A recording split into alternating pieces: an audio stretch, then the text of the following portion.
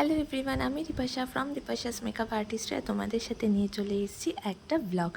দিনটা ছিল 10ই ডিসেম্বর 2024। সেদিন ছিল আমার একটা ব্রাইড। যথারীতি আমি টাইমে পৌঁছে যাই। ব্রাইডের লোকেশন ছিল হালদু, আমার বাড়ি থেকে প্রায় 10 মিনিট মতো, মানে কাছেই ছিল। তো গিয়ে দেখি ব্রাইডের গায়ে হলুদ হয়ে গেছে, কিন্তু ব্রাইডের টুকিটাকি কিছু কাজ বাকি রয়েছে। ততক্ষণে আমি তার মুকুটটা সেট করে নিলাম, আর এই রইল তার মুকুট। আর সূর্যের আলোটা এত সুন্দর পড়ছিল যে আমি সুন্দর সুন্দর কিছু শট নিয়ে নিলাম। একটা বেজে গেছে না? হ্যাঁ, একটা ছাতা। যা হয় বুঝেছো তো, একটা হ্যাঁ, লেট হয়ে গেছে। ঠিক আছে, তুমি আসো, আমি ততক্ষণ ড্রেপিংটা সেরে নিই।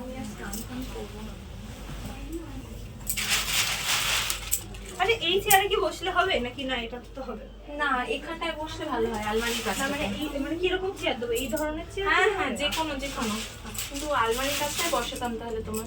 আচ্ছা। তো শুনতেই পেলে ব্রাইড স্নান করে আস্তে আস্তে আমি তার ড্রিপিংটা সেরে ফেলেছিলাম। আর ব্রাইডের পরে সেদিনকে আমার ছিল আরও দুটো পার্টি মেকআপের কাজ। আর এদিকে দেখো গাজরাটাও পেয়ে গেছিলাম, তার সাথে সাথে ওড়নাটাও পেয়ে গেছি। তো ওড়নাটাও আমি ভালো করে সেটিং করে নিলাম। এইখানে ওড়নাটা আমার ভীষণ পছন্দ হয়েছিল, তাই জন্য বারবার করে তোমাদেরকে দেখিয়েছি। ব্রাইড আমার রেডি, তার ড্রিপিং সেরে নিয়ে তাকে বসিয়ে দিলাম মেকআপে।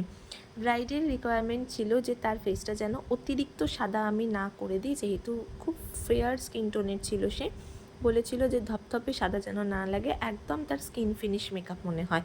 তো তার রিকোয়ারমেন্ট অনুযায়ী আমি তার মেকআপটা শুরু করে দিই। ব্রাইডের মেকআপের পুরো টিউটোরিয়ালটা এই ভিডিওতে আমি অ্যাড করতে পারলাম না, যেহেতু ভিডিওটা অনেকটা লেন্দি হয়ে যাবে, তাই খুব ছোট ছোট কিছু ক্লিপসগুলো অ্যাড করলাম ভিডিওতে।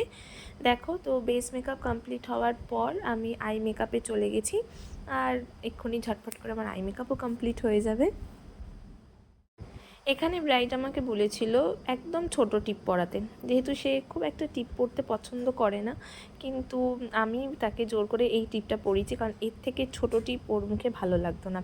আর এখানে ব্রাইডের হেয়ারটা দেখতে পাচ্ছ, জাস্ট বিশাল বড় ছিল, মানে আমি ওর হেয়ার সামলাতে ভীষণ পরিমাণে হিমশিম খেয়ে গিয়েছিলাম, তাই জন্য এই হেয়ারের পুরো ভিডিওটা আমি নিতে পারিনি, লাস্টে স্টপ করে দিয়েছি। দিয়ে হেয়ার স্টাইলটা হয়ে যাওয়ার পর আবার ভিডিওটা নিয়েছি। এমনি হেয়ারটা ভীষণ সুন্দর ছিল। তো এখানে হেয়ারও ডান হয়ে গেছে, এবার গাজরাটা সেটিং করে নিচ্ছি। আমার এই ব্রাইডকে দেখে অনেকে কমেন্ট করেছিল যে তাকে নাকি সারা আলি খানের মতো দেখতে। সত্যিই তাকে কিছুটা সারা আলি খানের মতো দেখতে। আর বাকি ব্রাইডকে কেমন লাগছে তোমরা অবশ্যই জানিও, কমেন্ট করতে ভুলো না। ভালো লাগলে তোমাদের স্পেশাল ডের জন্য তোমরাও বুক করতে পারো, আর বুকিংয়ের জন্য কন্ট্যাক্ট করতে পারো 7044969638 এই নাম্বারে। ব্রাইডের মাথার মুকুটটা সেট করার পর সামনে যে ফাঁকা জায়গাটা রয়েছে সেখানটাতে একটা চূড়া লাগানো হয়েছিল। তখন অবধি চূড়াটা এসে পৌঁছায়নি, তাই জন্য আমি চলে এসেছিলাম।